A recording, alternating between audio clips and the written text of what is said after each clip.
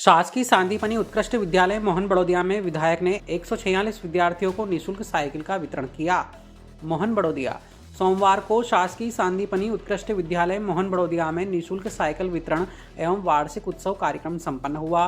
कार्यक्रम में वर्ष 2025-26 में विद्यालय में विभिन्न गतिविधियों एवं राज्य स्तर, संभाग स्तर, जिला स्तर पर विद्यालय का नाम गौरवान्वित करने वाले छात्र छात्राओं को शील्ड और प्रमाण पत्र का वितरण भी किया गया। कार्यक्रम में मुख्य अतिथि के रूप में विधायक अरुण भीमावत, भाजपा जिला महामंत्री राय सिंह मालवी, मंडल अध्यक्ष जगदीश पाल, सरपंच प्रतिनिधि रामेश्वर पाटीदार सहित वरिष्ठ जनप्रतिनिधि एवं नागरिकगण सहित विद्यालय छात्र छात्राएं और पालकगण उपस्थित हुए। इस अवसर पर विधायक द्वारा बताया गया कि शासकीय सांदीपनी उत्कृष्ट विद्यालय मोहन बड़ौदिया का नवीन भवन स्वीकृत हो गया है एवं कार्य जल्द ही प्रारंभ होगा। साथ ही स्कूल परिसर में सीमेंट के पेवर ब्लॉक व जल हेतु ट्यूबवेल लगाने की घोषणा भी की गई। कक्षा 9वीं में अध्ययनरत पात्र छात्र छात्राओं कुल 146 को निःशुल्क साइकिल का वितरण भी किया गया। सोमवार दोपहर 3 बजे के करीब कार्यक्रम के अंत में विद्यालय के प्राचार्य बाबूलाल पाटीदार द्वारा सभी का आभार माना गया। कार्यक्रम का संचालन राधेश्याम ब्लवंशी द्वारा किया गया। मोहन बड़ौदिया से गोविंद कुंभकार की रिपोर्ट। उनको सबको मैं अपनी ओर से हार्दिक शुभकामना और बधाई देता हूँ। उनके उज्जवल भविष्य की कामना करता हूँ। हम सब लोग सौभाग्यशाली हैं कि इस देश में शिक्षा का जो आजादी के बाद शिक्षा का जो स्तर उस समय था वो निश्चित रूप से कहीं न कहीं इतिहास के पन्नों से कुछ चीजें गायब की गई। आजादी के बाद हमें पढ़ाया गया अकबर महान, लेकिन जब हम इतिहास के पन्ने को पलटते हैं तो सही इतिहास हमारे आंखों के सामने आता है और हम गर्व के साथ कह सकते हैं सुभाष चंद्र बोस, भगत सिंह जैसे लोग इस देश के महान व्यक्तित्व के धनी थे। आज भारतीय शिक्षा नीति में परिवर्तन किया और राष्ट्रीय शिक्षा नीति पिछले 2 वर्ष पहले तक प्रारंभ हुई। आने वाले समय में निश्चित रूप से शिक्षा पद्धति में परिवर्तन नजर आएगा।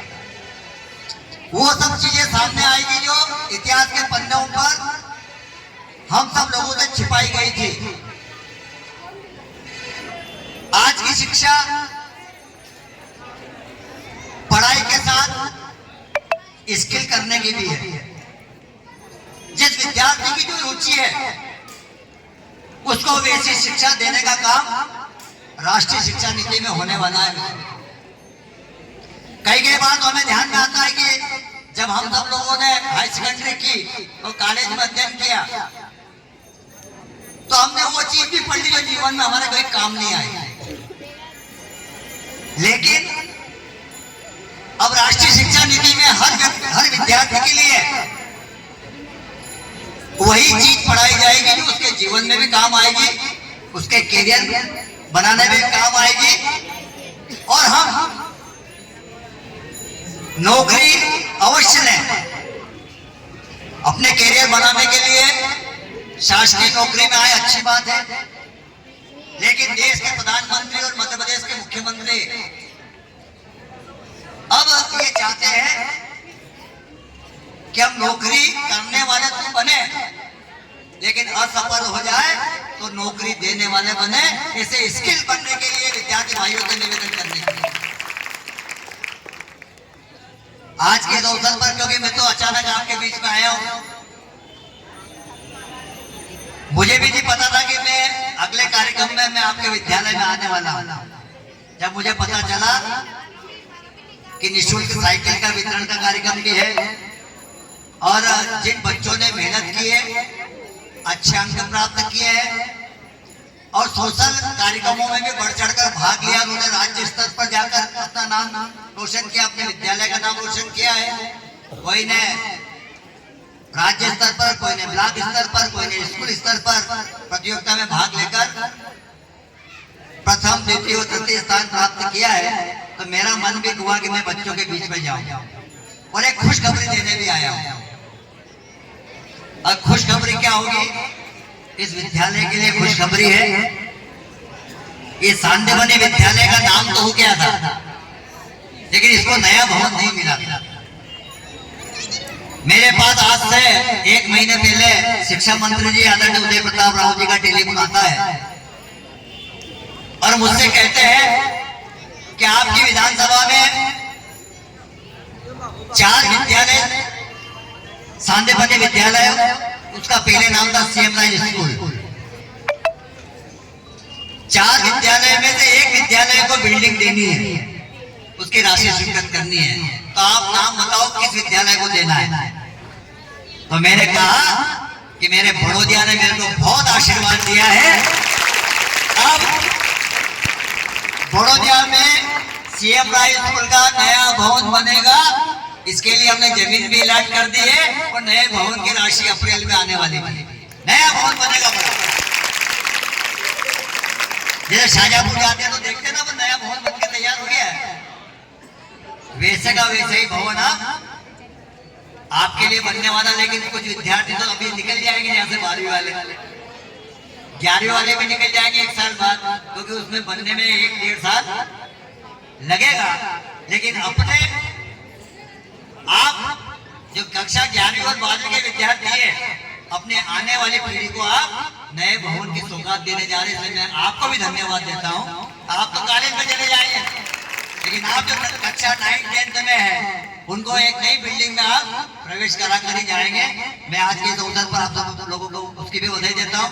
एक बात और पूछना चाहता हूँ प्यारे बच्चों, अभी आप सब इधर से आते हैं, कोई ग्रामीण क्षेत्र से भी आते हो और मोहनपुरा के गांव में से भी आते हो, तो जब आते हो तो आपको जिस रोड पर यातायात बहुत ज्यादा दिखाई देता है, गाड़ी घोड़े बस ट्रक, तो परेशानी आती है कि नहीं? आती है। अच्छा, किससे उसको परेशानी आती है? हाथ खड़ा करो। सबको आती है। ये परेशानी खत्म करना चाहिए कि नहीं?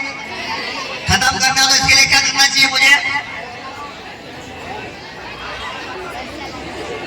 क्या बनाना चाहिए?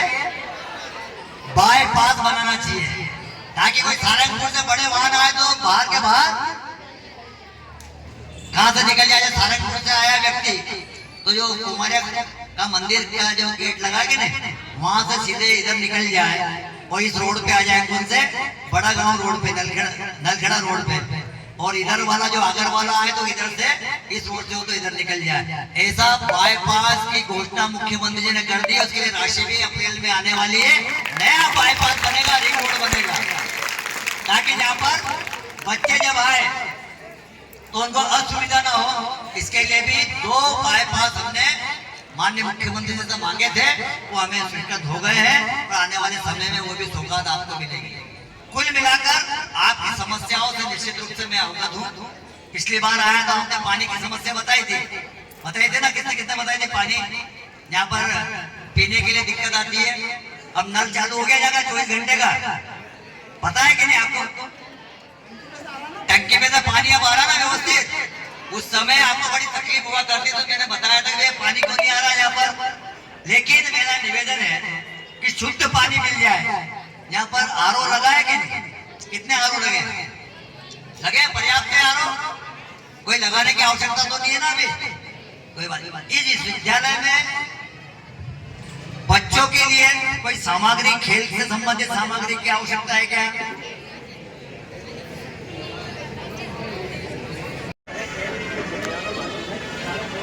नहीं, सामग्री क्या बोला बताओ ना।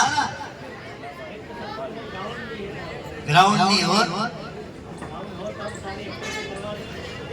इसके अलावा टेबल टेनिस में बैडमिंटन है कि तो हाल में भी हो सकता है कि नहीं? हाल समस्या है बिल्डिंग तो नए बहुत मौसम मिलने वाला है आपको। लेकिन वर्तमान में 1.5-2 साल के लिए ऐसे कौन से खेल के उपकरण की आवश्यकता है?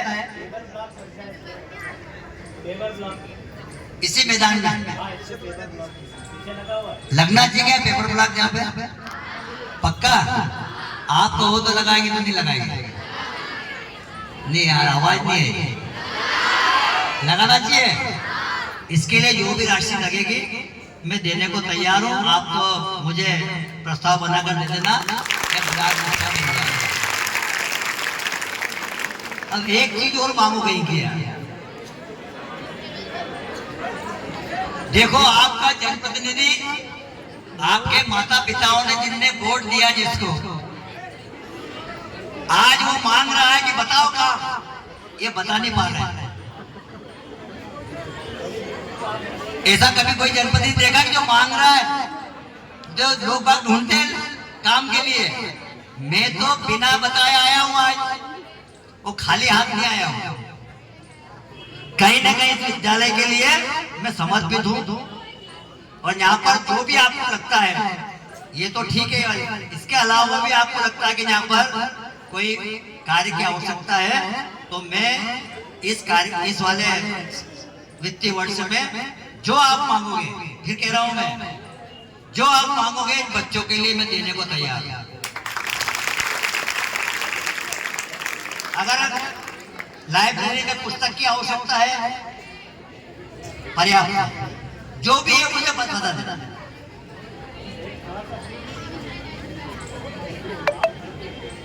हाँ।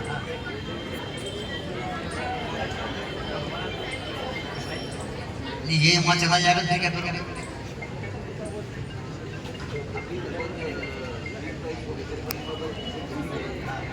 ग्यारहवीं 12वीं ऐसा समय देता है जिसमें हम सोचने लग जाते हैं हमें करना क्या है।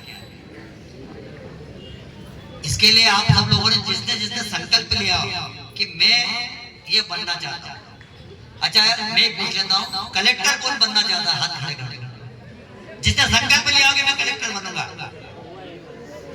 एक ही जोरदार ताली बजाओ इसके लिए। अच्छा, डॉक्टर कौन बनना चाहता है? हाथ खड़े करें, बड़ी संख्या में, जोरदार ताली इनके लिए बजाओ। अच्छा ये बताओ कि कोई शिक्षक कौन बनना चाहता है? इन बच्चों के लिए जोरदार ताली बजना चाहिए, क्योंकि लेकिन मेरा निवेदन है विद्यार्थी भाइयों और बहनों, आपके माता पिता ने आप पर बहुत भरोसा किया और बहुत अपेक्षा भी है आपसे कि आप कुछ बनकर दिखाएं, और आप संकल्प के साथ सिद्धि का जो नारा नरेंद्र मोदी जी ने दिया, देश के प्रधानमंत्री, जो भी संकल्प ले वो सिद्ध हो जाए, उसके लिए आप प्रयत्न करो, मेहनत करो, मेहनत परिश्रम करो, परिश्रम की पराकाष्ठा करो, और उसमें परिणाम देने में आप सफलता प्राप्त करें, ऐसी शुभकामना है। अच्छा ये बताओ, किसको पता है कि मेरी बिटिया डिप्टी कलेक्टर है? एक को पता है। मैंने भी प्रश्न किया था, मैं थोड़ा उदाहरण देके अपनी बात विराम दूंगा। मैं जब भारतीय जनता पार्टी का जिलाध्यक्ष था, उसके बाद में विधायक बना था मेरा, उस समय मेरे बच्चे कक्षा 12वीं में थे, कोई कॉलेज में पहुंच गया था, तो मैंने एक दिन उनसे पूछा सबसे कि तुम बनना क्या चाहते हो? तो मेरे 2 बच्चे और एक बच्चा है, मेरे छोटे भाई को एक बालक है, और मेरे यहाँ 2 भांजियां और थी, ये सब मेरे यहीं पे पढ़ रहे थे। तो मैंने उन सबको बुलाया और पूछा कि आप बनना क्या चाहते हैं? तो पहली बेटिया जो बड़ी थी उसने कहा कि मैं कलेक्टर बनना चाहता हूं। फिर मैंने बुलाया सेकंड वाले बच्चे को, उन्होंने कहा मैं इंजीनियर बनना चाहता हूँ। फिर तीसरे नंबर वाले बच्चे को बुलाया तो उसने कहा मैं डॉक्टर बनना चाहता हूँ। फिर चौथे जो सेकंड बिटिया हुआ है, चौथे नंबर पे भाई, छोटे भाई का बच्चा डॉक्टर बोला, उसने कहा मैं जज बनना चाहता हूँ। फिर मेरे दोनों भांजे आए, उन्होंने कहा हम बैंक में सर्विस करना चाहते। आज मैं सौभाग्यशाली हूँ, पहले नंबर की बिटिया डिप्टी कलेक्टर बन के उज्जैन में एसडीएम, आने वाले 10 साल में कलेक्टर बन जाएगी, प्रमोशन होगा, डिप्टी कलेक्टर से संयुक्त कलेक्टर, संयुक्त कलेक्टर से एडीएम और एडीएम से कलेक्टर, 12 साल में कलेक्टर डिप्टी कलेक्टर बन जाता है, बन जाएगी ना कलेक्टर हो। सेकंड नंबर का इंजीनियर बन गया, उसकी नौकरी भी लग गई थी, लेकिन घर में हमें आवश्यकता थी उसको उसको हमने घर में बिजनेस कराना प्रारंभ कर दिया, वो इंजीनियर बन गया, टॉप बन गया। फिर तीसरा नंबर का बालक वो उसका एमबीबीएस हो गया, और एमबीबीएस हुआ तो पता है ना, कक्षा 12वीं में 75% अंक लाने पर मेधावी छात्र कहलाते हैं अपन। और अगर अपना एडमिशन मेडिकल कॉलेज में, इंजीनियरिंग कॉलेज में पूरा खर्चा कौन उठाता है?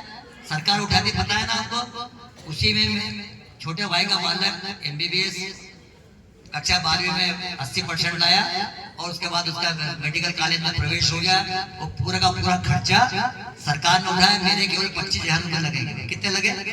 आज वो डॉक्टर बन गया, नीट की परीक्षा दी, उसका मेडिकल कॉलेज भी मिल गया पीजी करने के लिए। ये शासकीय उसमें हुआ पढ़ाई के माध्यम से।